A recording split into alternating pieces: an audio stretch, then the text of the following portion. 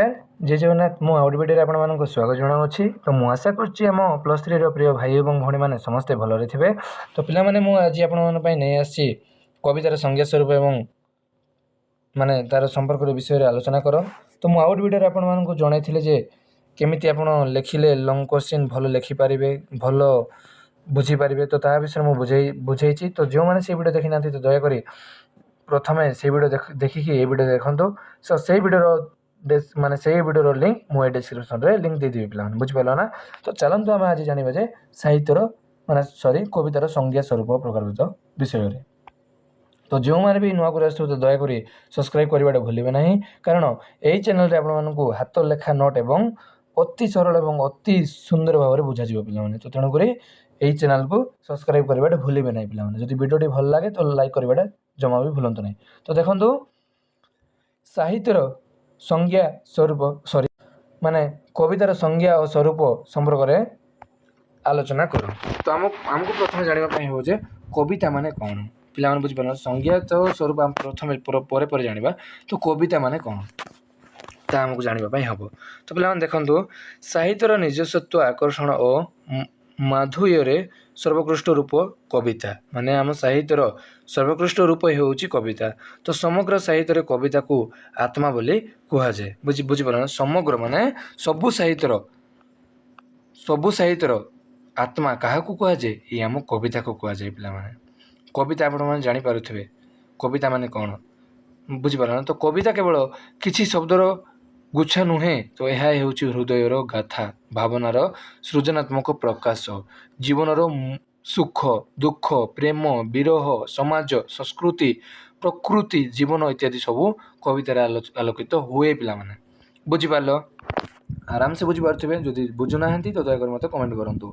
तो कविता आम जानीपारे जे कविता मान लिखे तो तांके भावना आत्मा कल्पना माने बेसी किसी भाविकी लिखा पड़ी थाए।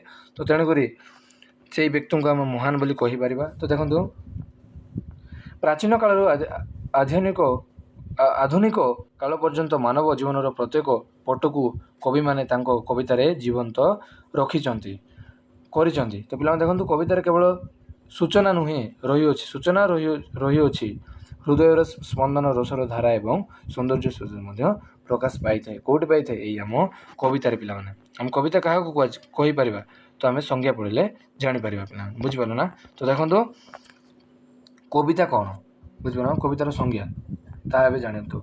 तो साहित्यिक मध्य कविता को सबुठारु सुंदर कविता हूँ सबुठारु सुंदर पिला। तो मनोरंजन शैली और मनोभाव को स्पर्श करुवा शाखा बोली धरा जाए। क्या धरा जाए आम कविता को। तो प्राचीन काल ठारू नाना कवि और आचार्य माने कवितार संज्ञा देते प्रत्येक मत कवितार स्वरूप को भिन्न भिन्न भाव में प्रकाश करें। तो आचार्य मत निम्न में लिखागला। तो चलते आम जाना कविता माने कौन कविता आम क्या कहीपर।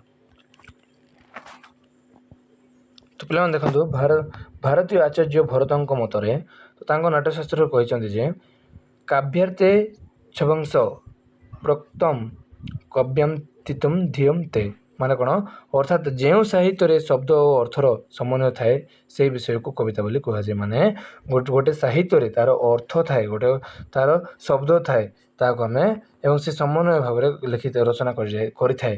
तो ताको आम कविता बोली कही था। पिला बुझीपार आराम से बुझीपार पिला जब बुझीपार तो दयाकोरी लाइक करवाटा भूलें ना। तो देखो भाम अर्थ काव्य कालंगारिक मतरे मतर कौन शब्दार्थ सहित दश नित्यनुभूते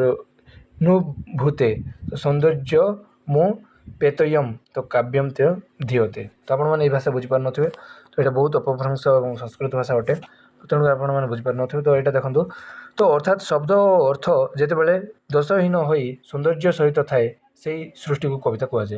माने देखो आम कौन कहना गोटे शब्द गोटे सुंदर आकार थाए से भी माने कविता आकार थाए। तो ताको आम कविता बोली कहीपर। बुझीपार ना क्या कविता कहवा माने आम गोटे शब्द सौंदर्य केते सौंदर्य माने सौंदर्य आम जापारे ये शब्दटी केवल शब्द नुहे यहाँ हूँ आमर माने कविता बेले सामान बुझीपार ना। तो ତାହାକୁ ଆମେ କବିତା ବୋଲି କହିପାରିବା। ତ ଆପଣମାନେ କବିତା ବହୁତ ପଢ଼ିଥିବେ। ତ ସେଇ କବିତାର ମାନେ ଗୋଟେ ଶବ୍ଦ କେତେ ସୁନ୍ଦର କେତେ ଆକର୍ଷଣୀୟ ଥାଏ, ସେଇ ଆକର୍ଷଣ ଏବଂ ସେଇ ସୁନ୍ଦରକୁ ଆମେ କବିତା ବୋଲି କହିପାରିବା ପିଲାମାନେ, ବୁଝିପାରିଲ ନା। ତ ଆଚାର୍ଯ୍ୟଙ୍କ ଦଣ୍ଡି ମତରେ କ'ଣ ଜାଣିପାରିବେ ଦେଖନ୍ତୁ,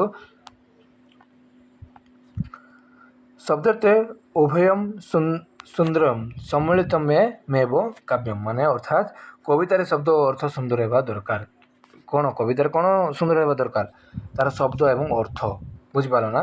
ମାନେ ଅର୍ଥ କ'ଣ, ମାନେ ସେଇ ଶବ୍ଦର ଅର୍ଥ କ'ଣ ତାହା ସୁନ୍ଦର ହେବା ଦରକାର, ବୁଝିପାରିଲ। ତାପରେ ଆସିଲା ଆପଣଙ୍କର କୁନ୍ଦକ ଅଳଙ୍କାରିକ, ସେ କହିଛନ୍ତି ଯେ କବିତା ହେଉଛି ରସ ନିଶ୍ଚିତର ଉପାୟ ଯେଉଁଥିରେ ପାଠକ ଆନନ୍ଦ ସନ୍ତୋଷ ଓ ଚିନ୍ତା ବେଦନା ପାଇଥାଏ ପିଲାମାନେ। ତାହାକୁ ଆମେ କବିତା ବୋଲି କହିଥାଉ। କାହାଙ୍କ ମତରେ? ଏଇ ଆମ କୁନ୍ଦଙ୍କ ମତରେ ପିଲାମାନେ, ବୁଝିପାରୁଥିବେ ଆପଣମାନେ। ଯଦି ବୁଝି ପାରୁନଥିବେ ତ ଦୟାକରି ମୋତେ କମେଣ୍ଟ କରନ୍ତୁ, ମୁଁ ଆଉ ଗୋଟେ ଭିଡ଼ିଓରେ ଆପଣମାନଙ୍କୁ ଭଲ ଭାବରେ ବୁଝାଇଦେବି। ତ ଦେଖନ୍ତୁ ଭଞ୍ଜଦେବ କ'ଣ କହିଛନ୍ତି ନା, ଦେଖନ୍ତୁ କବିତା ହେଉଛି ଚିତ୍ତର ମଧୁରରୀତି ଯାହା ପାଠକଙ୍କୁ ମୋହିତ କରେ, ତାକୁ କବିତା କୁହାଯାଏ। କେବେ ଆପଣମାନେ ବି ମଧ୍ୟ କବିତା ଲେଖିଥିବେ, ତ ସେଇ କବିତା ଆମକୁ ଯେମିତିକି ପାଠକକୁ ସୃଷ୍ଟି ମାନେ ଆକୃଷ୍ଟିତ କରିଥାଏ, ତ ତାହାକୁ ଆମେ କବିତା ବୋଲି କହିପାରିବା, ବୁଝିପାରିଲ ନା। ତ ସେହିପରି ଭିନ୍ନ ଭିନ୍ନ ଆଚାର୍ଯ୍ୟଙ୍କ କବିମାନେ ଭିନ୍ନ ଦୃଷ୍ଟିରୁ କବିତାର ସଂଜ୍ଞା ଦେଇଥିବା ସତ୍ୟ, କିନ୍ତୁ ସମସ୍ତଙ୍କର ମତର ସାରକତା ହେଉଛି, ଦେଖନ୍ତୁ ସମସ୍ତଙ୍କର ମତର କଥା ଛାଡ଼, ତ ଏଇଟା ହେଉଛି ସାହିତ୍ୟର ମାନେ କେତେଜଣ ମତ ଦେଇଛନ୍ତି, ତ ତାହା ଆମେ କାହାକୁ ମାନେ କବିତା କହିବା ଜାଣିପାରିବା ନା। ତ କବିତା କ'ଣ ହେଉଛି ନା ପିଲାମାନେ, ଦେଖନ୍ତୁ କବିତା ହେଉଛି ଶବ୍ଦ ଓ ଅର୍ଥର ସୁନ୍ଦର ସମନ୍ୱୟ ଯାହା ମାନବ ମନରେ ରସ ଆନନ୍ଦ ଓ ସୌନ୍ଦର୍ଯ୍ୟରେ ଅନୁଭୂତି ଜନ୍ମାଏ। ଆମେ ଏହି ବିଷୟକୁ ସିଧା କବିତା କହିପାରିବା। ମାନେ ଦେଖନ୍ତୁ ଗୋଟେ ସାହିତ୍ୟର କବିତାରେ ଯାହାର ତାର ଶବ୍ଦ ତାର ଅର୍ଥ ସୁନ୍ଦର ଭାବରେ ରଚିତ ହୋଇଥାଏ, ସୁନ୍ଦର ଭାବରେ କବିତା ଲେଖିଥିବ, ତ କିଏ ଲେଖିଥିବ? ମାନେ ଯିଏ ସାହିତ୍ୟକ, ତ ତାହାକୁ ଆମେ କବିତା ବୋଲି କହିପାରିବା, ଯେଉଁଟାକି ଆମ ମାନବର ରସ ଆନନ୍ଦର ସୌନ୍ଦର୍ଯ୍ୟର ଅନୁଭୂତି ଜନ୍ମାଏ।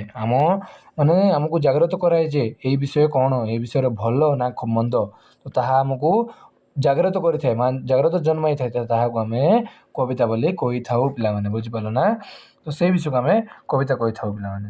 ତ ତେଣୁକରି ଆପଣମାନେ ମଧ୍ୟ ଭଲ ଭାବରେ କବିତାଟିଏ ଲେଖନ୍ତୁ ପିଲାମାନେ, ବୁଝିପାରିଲ। ତ ଦେଖନ୍ତୁ ଆମ କବିତାର ସ୍ୱରୂପ ଆମେ ଜାଣିବା ଏବେ। କବିତାର ସ୍ୱରୂପ ମାନେ କ'ଣ?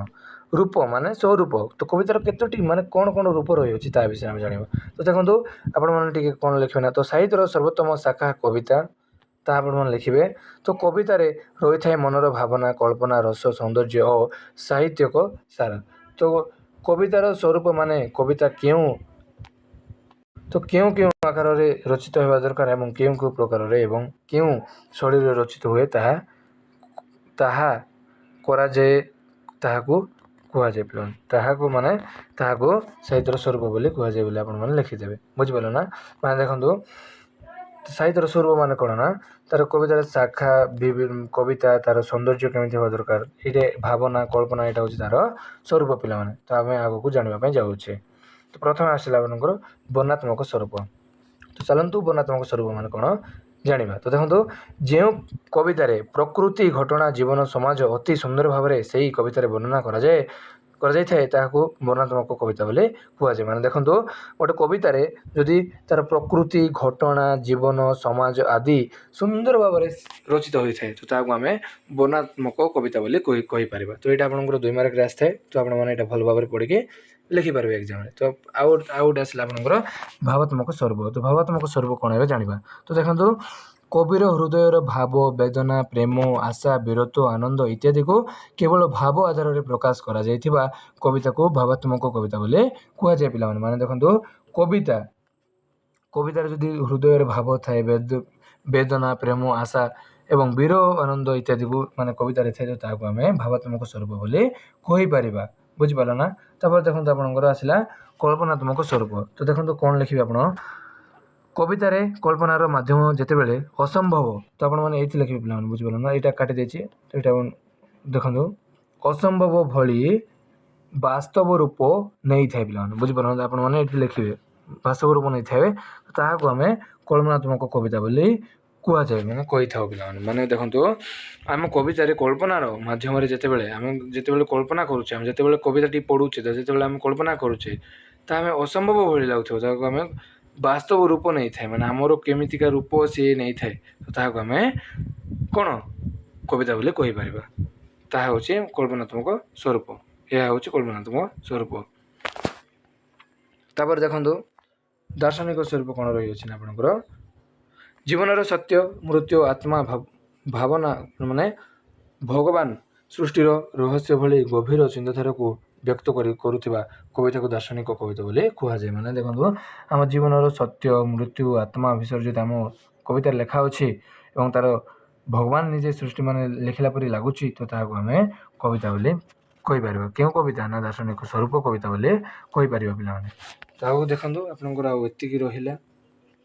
ତ ଆମ ହାତ ଲେଖା ନୋଟ୍ କେମିତି ଲାଗୁଥାଏ ତ ଦୟାକରି ଲାଇକ୍ ମାନେ କମେଣ୍ଟ କରିବାଟା ଭୁଲିବେ ନାହିଁ। ତ ଦେଖନ୍ତୁ ଶିକ୍ଷାତ୍ମକ ବା ନୀତିମୂଳକ ସ୍ୱରୂପ। ତ ଯେଉଁ କବିତାରେ ଜୀବନ, ଶିକ୍ଷା, ନୀତି, ସତ୍ୟ, ଧର୍ମ, ମୂଲ୍ୟବୋଧ ଇତ୍ୟାଦି ପ୍ରକାଶ ପାଏ ତ ତାହାକୁ ଶିକ୍ଷାତ୍ମକ କବିତା ବୋଲି କୁହାଯାଏ। ପିଲାମାନେ ଆମେ ଯଦି ସେଇ କବିତାରୁ କିଛି ଶିଖୁଛେ, କିଛି ପାଉଛେ ତ ଏବଂ ସତ୍ୟ ଧର୍ମ, ସତ୍ୟ ଘଟଣା ବୋଲି ଆମେ ପାଉଛେ ତ ତାହାକୁ ଆମେ ଶିକ୍ଷାତ୍ମକ ସ୍ୱରୂପ ବୋଲି କହିପାରିବା। ତ ସେହିପରି କବିତାର ସ୍ୱରୂପ ଅନେକ ରହିଥାଏ। ତ କେବଳ ତାହା ଭାବନାକୁ, କେବଳ କଳ୍ପନାକୁ, ଆଉ କେବେ ସୌନ୍ଦର୍ଯ୍ୟକୁ, ତ କେବେ ନୀତି ଓ ଦର୍ଶନକୁ ପ୍ରକାଶ କରି ତାହାକୁ କବିତା ବୋଲି କୁହାଯାଏ। ବୁଝିପାରିଲ ନା? ତ ତେଣୁ କବିତାର ସ୍ୱରୂପ ସବୁବେଳେ ବିବିଧ, ସୁନ୍ଦର ଓ ଗଭୀର ଭାବରେ ରଚିତ ହୋଇଥାଏ ବୋଲି କୁହାଯାଇଅଛି। ତ ଆପଣମାନେ ଏତିକି ଲେଖିଦେବେ। ତାପରେ ଆପଣଙ୍କର କବିତାର ଉପସଂହାର, ଟିକେ ଉପସଂହାର ଦେବା ପାଇଁ ବହୁତ ଗୁରୁତ୍ୱପୂର୍ଣ୍ଣ। ତ ତେଣୁକରି ଆପଣ ଲେଖିବେ କ'ଣ? ତ ଦେଖନ୍ତୁ କବିତା ମାନବ ଜୀବନର ଚିନ୍ତା, ସ୍ୱପ୍ନ ଓ ଅନୁଭବର ସବୁଠାରୁ ସୁକୋମଳ ଏବଂ ସୃଜନଶୀଳ ଅଭିବ୍ୟକ୍ତି। ତ ସାହିତ୍ୟର ମଧ୍ୟରେ କବିତାକୁ ଆତ୍ମାର ସ୍ୱର, ମନର ମୁକୁଟ ଓ ଭାବନାର ସୁନ୍ଦର ପ୍ରତୀକ ବୋଲି କୁହାଯାଏ। ତ କବିତାରେ କେବଳ କଳ୍ପନା ନୁହେଁ ବରଂ ମନୁଷ୍ୟ ଜୀବନର ସତ୍ୟ, ଧାରଣାର ଓ ସୌନ୍ଦର୍ଯ୍ୟକୁ କଳାତ୍ମକ ଭାବରେ ପ୍ରକାଶ କରାଯାଏ। ତ ମୁଁ ଏଇଟା ମନ ମାନେ ଲେଖିଛି, ତ ଆପଣମାନେ ଆରାମସେ ବୁଝିପାରିବେ। ପିଲାମାନେ ଯଦି କେଉଁଠି ବି ଡାଉଟ୍ ଅଛି ତ ଆପଣମାନେ ମୋତେ କହିବେ, କମେଣ୍ଟ କରିବେ, ମୁଁ ଆପଣଙ୍କୁ ରିପ୍ଲାଏ ଦେବି। ତ ଦେଖନ୍ତୁ କବିତାର ସର୍ବପ୍ରଥମ ଗୁଣ ହେଉଛି ଭାବନାର ଗଭୀରତା। ତାପରେ ମାନବୀୟ ହୃଦୟରେ ଯାହା ଭାବନା ଓ ଉଦ୍ଭବ ହୁଏ ତ ସେଥିରେ ସୁଖ, ଦୁଃଖ, ପ୍ରେମ, ବିୟୋଗ, ଆଶା, ଆକାଂକ୍ଷା କିମ୍ବା ଭକ୍ତି ସବୁକୁ କବିତାରେ ସୁନ୍ଦର ଭାବରେ ବିକ୍ଷେପ କରାଯାଏ ବା ରଚନା କରାଯାଇଥାଏ। କ'ଣ ନା ଆମର ଭାବନା, ଆମର ସୁଖ, ଦୁଃଖ ସବୁ ବିଷୟରେ କେଉଁଠି ଲେଖାଯାଇଥାଏ ନା କବିତାରେ ଲେଖାଯାଏ। ତ ଆପଣମାନେ ସର୍ବପ୍ରଥମେ ଏଇ ଲାଇନ୍ଟି ମନେ ରଖନ୍ତୁ, ଏଇ ଲାଇନ୍ଟି ମନେ ଦେଇଦେବେ, ଯେଉଁଟାକି କବିତା ହେଉଛି ଜୀବନର ଅଭିବ୍ୟକ୍ତି, ମନୁଷ୍ୟତାର ପ୍ରତିବିମ୍ବ ଓ ସଂସ୍କୃତି ସବୁଠାରୁ ଶୁଭସ୍ୱର। ତ ଏଇଟା ମନେ ରଖନ୍ତୁ, ଉପସଂହାର ଆପଣମାନେ ଲେଖିବେ। ତ ଦେଖନ୍ତୁ ମୋ ଭିଡ଼ିଓ ଦେଖୁଥିବାରୁ ବହୁତ ବହୁତ ଧନ୍ୟବାଦ। ତ ଆମର ବିଷୟଟି ସରିଯାଇଛି, ସମାପ୍ତ ହୋଇଯାଇଛି। ତ ଆପଣମାନେ ଭଲ ଭାବରେ ବୁଝିପାରୁଥିବେ। ଯଦି ମୋ ହାତ ଲେଖା ନୋଟ୍ ଭଲ ଲାଗୁଥିବ ତ ଦୟାକରି ଲାଇକ୍ କରିବା ସହ କମେଣ୍ଟ କରିବା ଏଇଟା ଭୁଲିବେ ନାହିଁ। ତ ରହିଲି, ଜୟ ଜଗନ୍ନାଥ। ଆମେ ଆଉ ଗୋଟେ ଭିଡ଼ିଓରେ କ'ଣ ଜାଣିବା ନା, ତ ଦେଖନ୍ତୁ ଦେଖାଇ ଦେଉଛି ରୁହ। ତ ଆମେ ଆଉ ଗୋଟେ ଭିଡ଼ିଓରେ ଆମେ ଜାଣିବା ଯେ କବିତାର ସଂଜ୍ଞା, ସ୍ୱରୂପ, ପ୍ରକାରଭେଦ, ତାପରେ ଆମେ କାବ୍ୟର ବିଭାଜିତ ରୂପ ଗୁଡ଼ିକ ପରିଚୟ ପ୍ରଦାନ, ତ ତା ବିଷୟରେ ଆମେ ଆଉ ଗୋଟେ ଭିଡ଼ିଓରେ ଜାଣିବା। ତ ରହିଲି, ଜୟ ଜଗନ୍ନାଥ। ଆମେ ଆଉ ଗୋଟେ ଭିଡ଼ିଓରେ ଦେଖା ହେବା।